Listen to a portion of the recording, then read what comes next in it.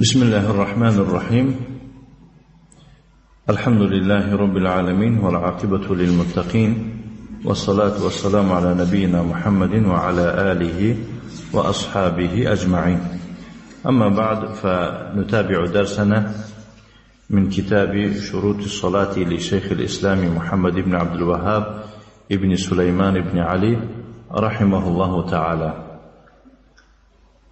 إنك مدرسي خضرا دوام میدهیم از کتاب شروط الصلاة از آن شیخ الاسلام محمد بن عبد الوهاب ابن سليمان بن علي رحمه الله تعالى.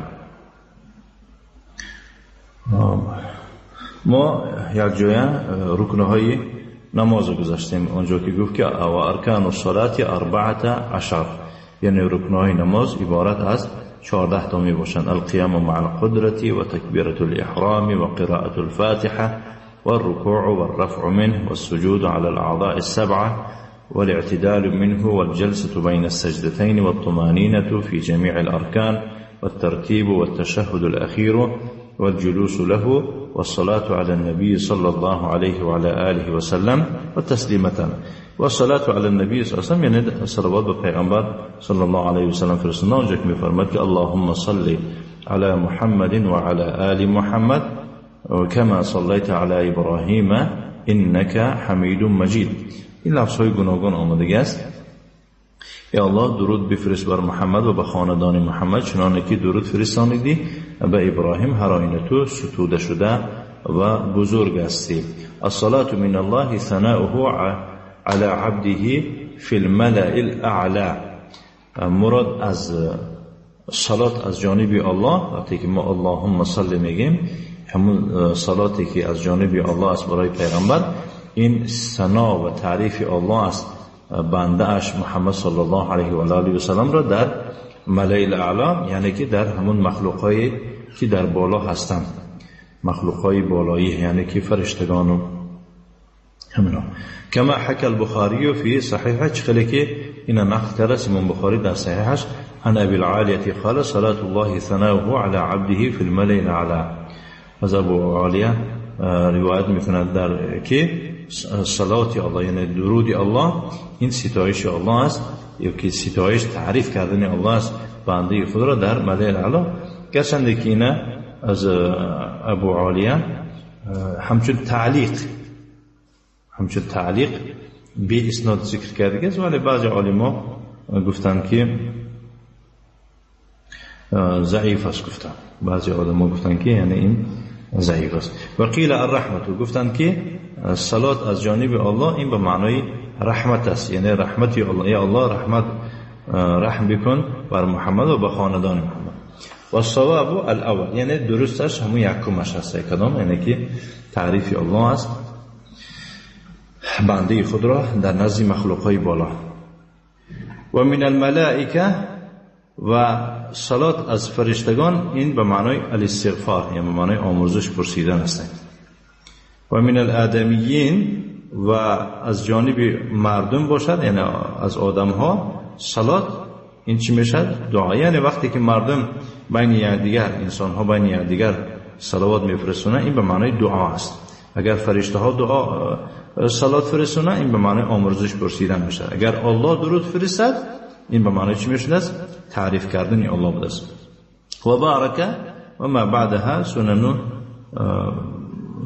و والله بارک هم هست، میگود که بعد از اینا دیگه هر چیزی که میگود ما ذکر نکردیم به جز از همون رکنها، دیگه چی میباشن؟ سنن و اقوال و افعال، سنت های قولی میباشن و سنت های چی میباشن؟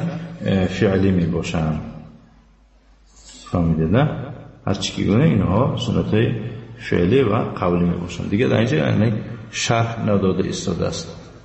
نه. والواجبات 8، واجبات نماز 8 میباشند: جمیع تکبیرات غیر تکبیرات الاحرام، همه تکبیرها به جز تکبیر احرام چند واجب میباشند. و قول سبحان ربی العظیم فی الرکوع، در رکوع سبحان ربی العظیم گفتن واجب است، یعنی پاک است پروردگار بزرگ من. و قول سمع الله لمن حمده للامام والمنفرد، و سمع الله لمن حمده گفتن هم برای امام و هم برای شخصی تنها گذار اینا نیز واجب است.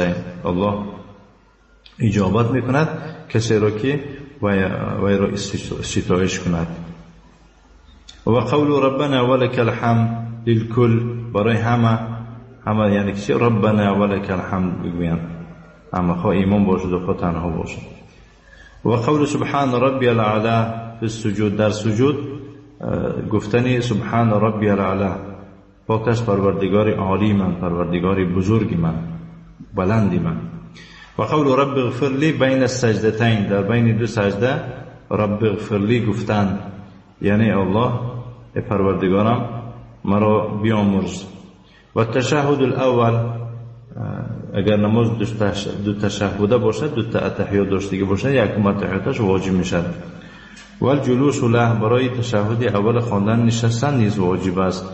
فالارکان، اکنون شرح میکرد، فالارکان ما سقط منها سهوا او عمدا بطلت الصلاة بترکه. و رکنها همه خیلی چیزی هستن که از همونا کدامش اگر افتیدگی باشد، یکون رکن بجا آوردگی نباشد، سهوا یعنی که انسان فراموش کرده باشد، یا که قصدن نماز به سبب ترک کردن همین رکن ویران می شود، باطل می شود. والواجبات ما سقط منها عمدا بطلت الصلاة بترکه، واجبات هم آن چیزی رو میگن که از همونها کدامش افتر قصدن، کدامش ترک کنه یک از نماز باطل می شود به سبب ترک واجب کردن.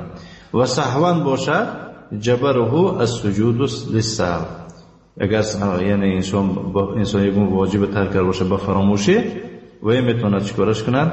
اصلاحش کند به سجده سهو کردن، که در این مورد با مستقل درس میگذاریم. سجده سهو پیش از سلام میشه یا که بعدی سلام میشه، مستقل درس میکنیم. والله اعلم، الله خودش دانه است. تمت شروط الصلاة و واجباتها و ارکانها، یعنی به همین تمام شد شرطهای نماز و واجبات نماز و رکنهای نماز. شرطهای نماز گذاشتیم الحمدلله، چند تا بودن؟ 9 تا. و واجبات هم خیلی که حاضر گذاشتیم گفت که 8 تا می باشن و رکنهای نماز باشن 14 تا. اینها را از یاد دونستن حتمی است. بارک الله فیکم و صلی اللهم و سلم علی نبینا محمد و علی آله و اصحابه و سلم تسلیما مزیدا و جزاکم الله خیرا و بارک الله فیکم.